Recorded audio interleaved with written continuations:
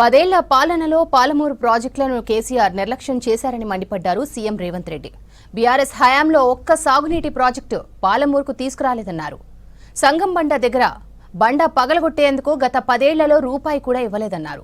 మహబూబ్ నగర్ జిల్లాలో 1284 కోట్లతో చేపట్టిన వివిధ అభివృద్ధి ప్రాజెక్టులకు మంత్రులతో కలిసి శంకుస్థాపన చేశారు సీఎం రేవంత్ రెడ్డి. బీఆర్ఎస్ పాలనలో నారాయణపేట కొడంగల్ లిఫ్ట్ను నిర్లక్ష్యం చేశారని విమర్శించారు. ఉద్దండాపూర్ జలాశయం భూ నిర్వాసితులకు నిధులు ఇవ్వలేదన్నారు. పాలమూరు రంగారెడ్డి ప్రాజెక్టును 2013లో అప్పటి కాంగ్రెస్ నేతలే సాధించినట్లు చెప్పారు. ప్రాజెక్టు పేరు మీద 23,000 కోట్లు కాంట్రాక్టర్లకు చెల్లించినా పూర్తి చేయలేదన్నారు. అటు పాలమూరు రంగారెడ్డి ప్రాజెక్టుపై అసెంబ్లీలో చర్చ పెడితే సభకు రాకుండా పారిపోయారని ఎద్దేవా చేశారు సీఎం రేవంత్ రెడ్డి. ఈ వేదిక మీద నుంచి నేను వివరించదలుచుకున్నా. ఈ వేదిక మీద నుంచి పాలమూరు బిడ్డలను ఆలోచించండి అని నేను విజ్ఞప్తి చేస్తున్నా. ఈనాడు ఈ జిల్లాలో ప్రధానంగా నిర్మిస్తున్న ప్రాజెక్టులు, ప్రారంభమైన ప్రాజెక్టులు ఏ ఒక్కటైనా గతంలో 10 సంవత్సరాలు పరిపాలన కొనసాగించిన ఆనాటి తెలంగాణ రాష్ట్ర మొట్టమొదటి ముఖ్యమంత్రి గారు ఒక్క కొత్త ప్రాజెక్ట్ అయినా పాలమూరు జిల్లాకు మంజూరు చేసిండా అని నేను సూటిగా సవాలు విసురుతున్నా. ఈనాడు ఈ జిల్లాలో కడుతున్న ప్రాజెక్టులు, నిర్మాణం అర్ధాంతరంగా ఆగిపోయిన ప్రాజెక్టులు భీమా కావచ్చు, నెట్టంపాడు కావచ్చు, కోయిల్ సాగర్ కావచ్చు, జూరాల కావచ్చు, లేకపోతే పాలమూరు రంగారెడ్డి ఎత్తిపోతలు కావచ్చు, కల్వకుర్తి కావచ్చు, ఈరోజు కట్టిన శ్రీశైలం, పూర్తయిన నాగార్జున సాగర్ కావచ్చు, ఏ ఒక్క ప్రాజెక్ట్ అయినా కల్వకుంట్ల చంద్రశేఖరరావు గారు ముఖ్యమంత్రిగా ఉన్నప్పుడు ఈ జిల్లాకు మంజూరు చేసిండా? మీరు ఒక్కసారి ఆలోచన చేయండి. ఈనాడు నేను సూటిగా ఆనాటి ముఖ్యమంత్రి నేను సవాల్ చేయదలుచుకున్నా. మీరు అనుమతులు ఇచ్చిన ప్రాజెక్టు కానీ మీరు మంజూరు చేసిన ప్రాజెక్టు ఈ జిల్లాలో ఒక్కటైనా ఉందా మీరు చూపించండి. పాలమూరు రంగారెడ్డి ఎత్తిపోతల గురించి పదే మాట్లాడుతున్నావు కదా. మొన్నటి శాసనసభలో పూర్తి వివరాలను బయటపెట్టిన మొట్టమొదటిసారి విఠల్ రావు గారి ప్రాజెక్టు గురించి డాక్టర్ వైఎస్ రాజశేఖర రెడ్డి గారికి విజ్ఞప్తి చేసిండ్రు. ఆ తర్వాత రాజశేఖర రెడ్డి గారి మరణంతో ఆగిపోయిన పాలమూరు రంగారెడ్డి డికే అరుణ గారు మంత్రిగా ఉన్నప్పుడు కిరణ్ కుమార్ రెడ్డి గారికి తీసుకెళ్లి ఎన్ఎం శ్రీనివాసరెడ్డి లాంటి శాసనసభ్యులు సంతకం చేసి ఆనాడు ఉమ్మడి రాష్ట్రంలో పాలమూరు జిల్లాకు పాలమూరు రంగారెడ్డి ఎత్తిపోతల పథకాన్ని 2013లో మంజూరు చేయించడం జరిగింది. మరి తెలంగాణ రాష్ట్రం వచ్చిన తర్వాత పూర్తి చేయాల్సిన ప్రాజెక్టులు 10 సంవత్సరాలు ఎందుకు పూర్తి చేయలేదు అని చెప్పి ఈరోజు నేను వారిని అడగదలుచుకున్నా. ఈరోజు మా గురించి మాట్లాడుతున్నావు కదా. పాలమూరు రంగారెడ్డి ఎత్తిపోతల పథకానికి 25,000 కోట్ల రూపాయలు కాంట్రాక్టర్లకు బిల్లులు ఇచ్చినవు తప్ప ఉద్దండాపూర్ భూసేకరణకు ఈరోజు ఎందుకు రైతులకు నష్టపరిహారం ఇవ్వలేదు అని నేను అడుగుతున్నా. సంగంబండలో ఒక బండ వలగొడితే 12 కోట్ల రూపాయలు ఇస్తే 10,000 ఎకరాలకు నీళ్లు వచ్చేది, 10 గ్రామాలకు నీళ్లు వచ్చేది.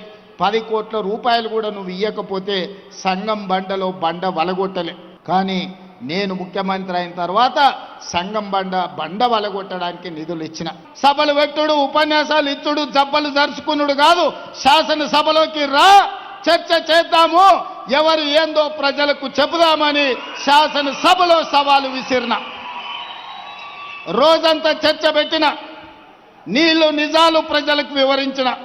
నిజంగానే తెలంగాణకు వాళ్ళు ప్రాజెక్టులు తెచ్చుంటే, తెలంగాణ ప్రాజెక్టుల నిర్మాణం పూర్తి చేసి ఉంటే శాసనసభలో మనల్ని అడగడానికి కడగడానికి వాళ్ళకు అవకాశం ఉండే.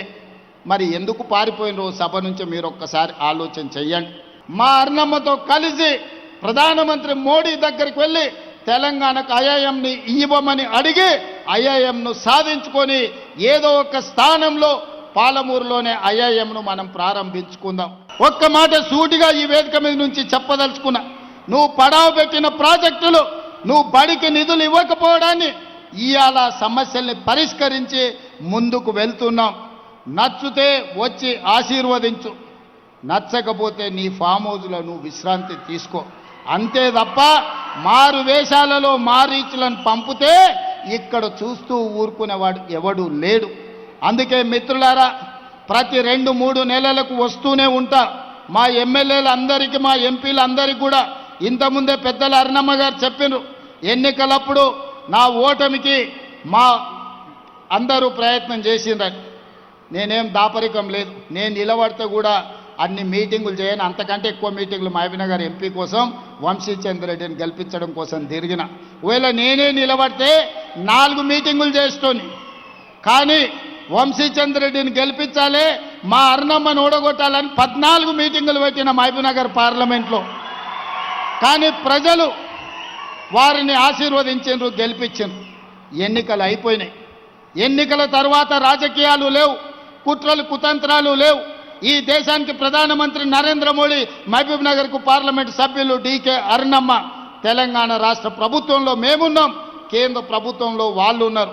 ఇచ్చి పుచ్చుకునే ధోరణితో సమస్యల పరిష్కారం కోసం, సమస్యల్ని పరిష్కరించి పాలమూరు అభివృద్ధి కోసం కలిసిమెలిసి ముందుకు వెళ్తాం తప్ప ఈనాడు మేము ప్రాంత అభివృద్ధిని అడ్డుకునే సమస్యనే లేదు.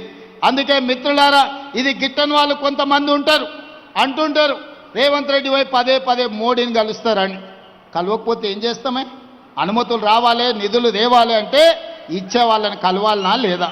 ఇవాళ మీరు ఇందిరమ్మ ఇల్లు కావాలంటే స్థానిక ఎమ్మెల్యేని కలుస్తలేరా?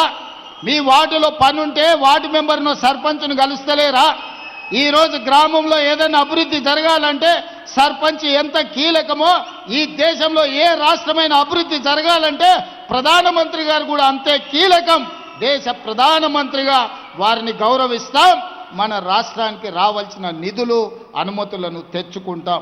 ఎన్నికలు వచ్చినప్పుడు ఆనాడు మహబూబ్నగర్ పార్లమెంట్లో ఏ వాతావరణం ఉండేనో మళ్ళీ ఎన్నికల్లో పోటీ పడతాం, కాంగ్రెస్ పార్టీని గెలిపించుకోవడానికి ప్రయత్నం చేస్తాం. ఎన్నికల్లో కాంప్రమైజ్ అయ్యేది లేదు, అభివృద్ధిలో కూడా కాంప్రమైజ్ అయ్యేది లేదు. నాకు వాళ్ళు శత్రువులు వీళ్ళు శత్రువులు అని మాట్లాడుతుంటారు. నాకెవ్వరు శత్రువులు లేరు.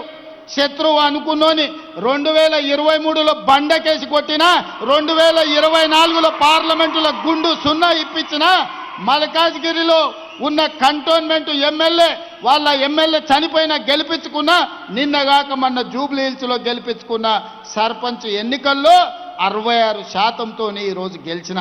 ఆయన నడుమిరిగి ఫామ్ హౌజులు ఉంటే ఆయనను శత్రువు అని నేనెందుకు అనుకుంటా?